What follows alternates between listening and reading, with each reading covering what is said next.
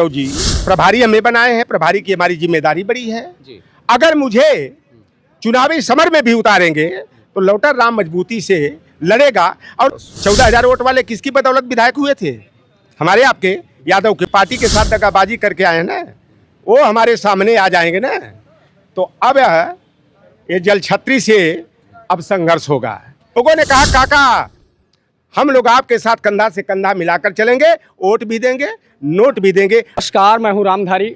आज हूं लखनऊ में और हमारे साथ में लौटन राम निषाद जी हैं, जिनकी चर्चा इस समय प्रदेश में बहुत ज़्यादा है। और उनकी चर्चा क्यों है? क्योंकि वो गोसाईगंज विधानसभा के प्रभारी बनाए गए हैं। लौटन राम जी, गोसाईगंज विधानसभा के आप प्रभारी बनाए गए हैं, एक बड़ी जिम्मेदारी है, इसको आप किस तरीके से देखते हैं? देखिए, एक बात कहा जाता है, जो रण को जीते उसे सुरवीर कहते हैं, और जो तूफानों को झेले उसे कर्णधार कहते हैं, जो खतरों का खिलाड़ी है उसे बाजीगर कहते हैं। तो माननीय अखिलेश यादव जी ने बड़ा भरोसा जताकर लौटर राम निषाद को भगोड़े के खिलाफ जो है रणनीति बनाने के लिए, संगठन के नटबोल्ट को कस करके समाजवादी पार्टी का परचम लहराने के लिए भेजे हैं। तो प्रभारी की जिम्मेदारी सबसे भारी होती है और उस जिम्मेदारी पर लौटर राम खरा उतरेगा। और मैं एक संकल्प लेकर के रण में उतरा हूं कि जो हमारे पार्टी के साथ दगाबाजी कलाबाजी करके नमक हरामी करके जिस थाली में खाए उसी थाली में छेद करके गए हैं, पीडीए की ताकत से, वोट की ताकत से चोट पहुंचा करके उनको सबक सिखाना है। और अखिलेश यादव जी के सम्मान पर जो बट्टा लगा है उनके सम्मान को हमें बढ़ाना है। और मैं वहां पर, जैसे आप गए भी वहाँ पर और अभी एक दौरा आपने किया, उस दौरे का क्या रिस्पांस रहा, क्या लोगों में उत्साह रहा? देखिए, यहाँ से चला था मैं 2 गाड़ी लेकर के, अब मुझे मालूम नहीं हुआ, किसी ने सोशल मीडिया पर डाल दिया। और जाते जाते जब चौरे बाजार गया मैं, फिर चौरे बाजार के बाद जब धमसा में मैं गया तो इतनी गाड़ी हमारे पीछे साथे में लग गई कि मैं गाड़ी को गिन ही नहीं पाया कि कितनी, इतना बड़ा। जब सोशल मीडिया पर मैं देखा तब मुझे मालूम हुआ कि लौटन राम को जितना लोग कमजोर आंकते हैं, लौटन राम कमजोर नहीं है। कहा जाता है जिस जाति के पीछे उसकी जाति की भीड़ नहीं, वह नेता कमजोर होता है। तो मेरे साथ तो मेरे पीडीए की ताकत खड़ी है। और लोगों ने जब पिपरी जलालपुर में गया, इतना अभूतपूर्व मेरा स्वागत हुआ।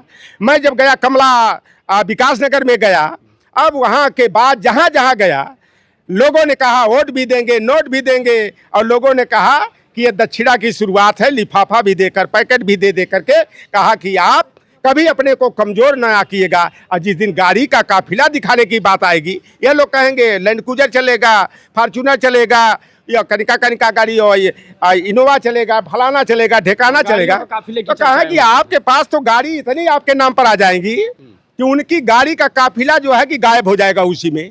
और लौटर राम को भरोसा है। आज मैं एक अपील कर दूं, कोई ऐसा जिला नहीं पूर्वांचल का विशेष करके कि 100 गाड़ी 200 गाड़ी एक जिलवा से लौटर राम के सम्मान में खड़ी हो जाएगी। लेकिन गाड़ी की लड़ाई वहाँ नहीं है, वहाँ लड़ाई जनमत की है। और हम 10 बनाम 90 के फार्मूले पर वहाँ लड़ेंगे। जो हमारे पार्टी के साथ दगाबाजी किया है उनकी ताकत, उनकी क्या वर्चस्ववादियों की ताकत, एक रंगियों की ताकत, बाहुबलियों की ताकत 10% है, हमारी ताकत 90% है। वहाँ पे जैसे दोनों विधायक, एक बार अभय सिंह हुए, फिर खब्बू तिवारी हुए, फिर अभय सिंह हुए, तो गोसाईगंज विधानसभा में 3 बार जो विधायक हुए, 3 की तीनों बार बाहुबलियों का रहा है। और आपको संगठन को भी मजबूत करना होगा, चूँकि संगठन की एक अहम जिम्मेदारी दी गई है, चूँकि संगठन भी अभी वहाँ बहुत मजबूत नहीं था। तो उसको आप किस तरीके से देखते हैं और कैसे करेंगे उसको? देखिए, अब तो भारतीय जनता पार्टी निर्णय करती है कि अब तो 2 वहाँ दावेदार हैं जी। उनकी उनकी दावेदारी कैसे सुनिश्चित करते हैं। और मैं कह रहा हूँ जो मेरी पार्टी के साथ दगाबाजी करके आए हैं ना, वो हमारे सामने आ जाएंगे ना। तो अब ये जल छत्री से अब संघर्ष होगा। हमारी लड़ाई बहुत आसान हो जाएगी अगर वो आ गए। मेरी लड़ाई बिल्कुल आसान। और मेरी लड़ाई जो माननीय अखिलेश यादव जी ने कहा ना कि लौटर राम 1.5 लाख से शुरू करेगा, अगर वो लड़ेंगे तो मैं नियर अबाउट 2 लाख वोट पाऊंगा। 1.5 लाख की लीड करके चुनाव जीतूंगा। 1.5 लाख वो कहीं हमारे सामने नहीं टिकेंगे। और दूसरे वाले भी आ जाएंगे तो हम 1.25-2 लाख पर रहेंगे, क्योंकि वो 10-15 हज़ार का अंतर रहेगा। तो यह लड़ाई से मैं नहीं घबराता हूं, क्योंकि बाबू जगदेव प्रसाद कुशवाहा का जो नारा था ना कि 10 का शासन 90 पर नहीं चलेगा। ये 14,000 वोट वाले किसकी बदौलत विधायक हुए थे? हमारे आपके यादव के वोट से, निषाद के वोट से, दलित के वोट से, वर्मा के वोट से। ये वोटवा तब हमारे साथ आ गया ना।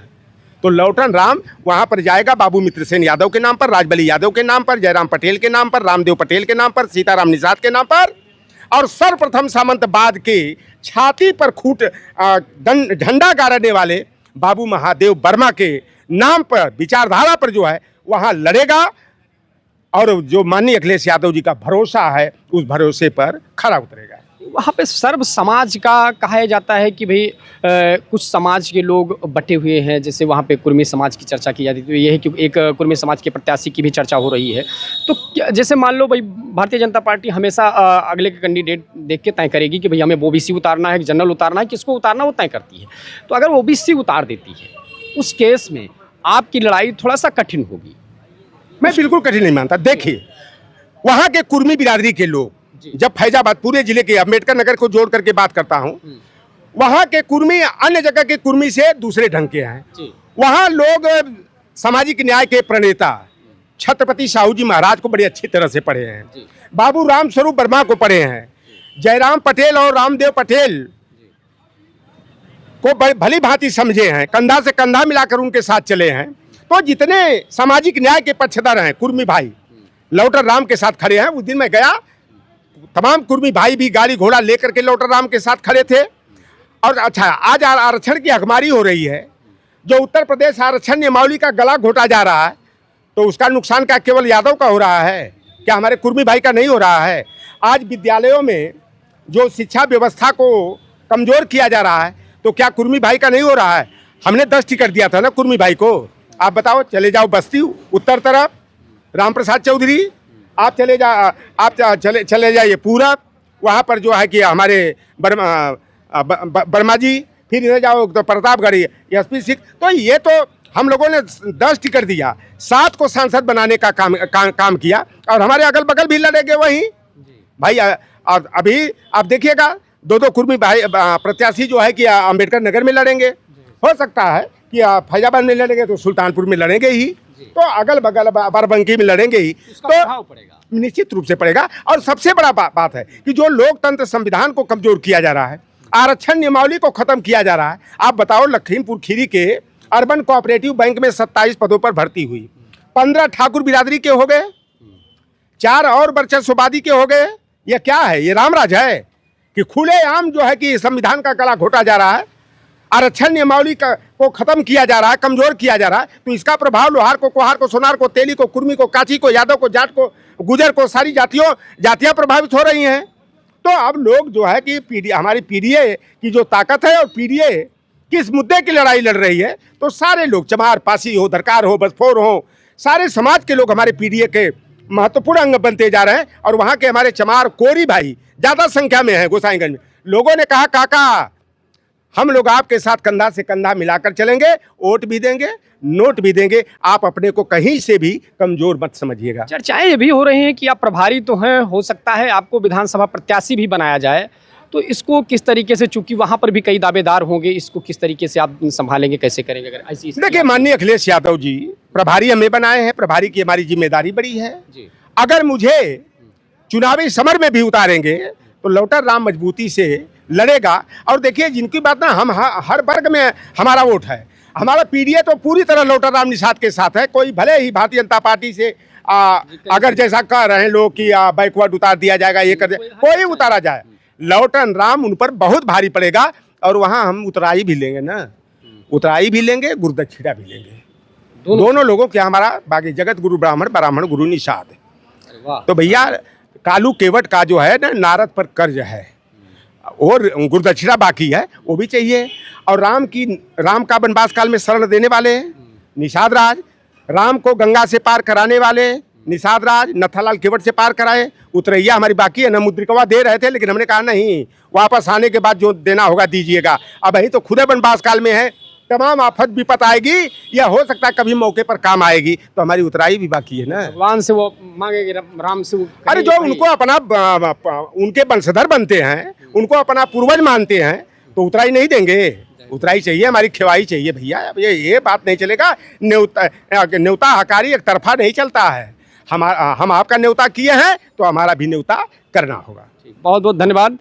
लौटानाम इरशाद जी ने बेबाकी से अपनी बात रखी। इन्होंने गोसाईगंज विधानसभा फतह करने की बात की। वो किसी भी तरीके से, चाहे वो प्रभारी बनाए जाएंगे या प्रत्याशी बनाए जाएंगे या कोई और प्रत्याशी समाजवादी पार्टी की तरफ से बनाया जाएगा, लेकिन अगर इनको प्रभारी बनाया गया है तो गोसाईगंज विधानसभा फतह करेंगे।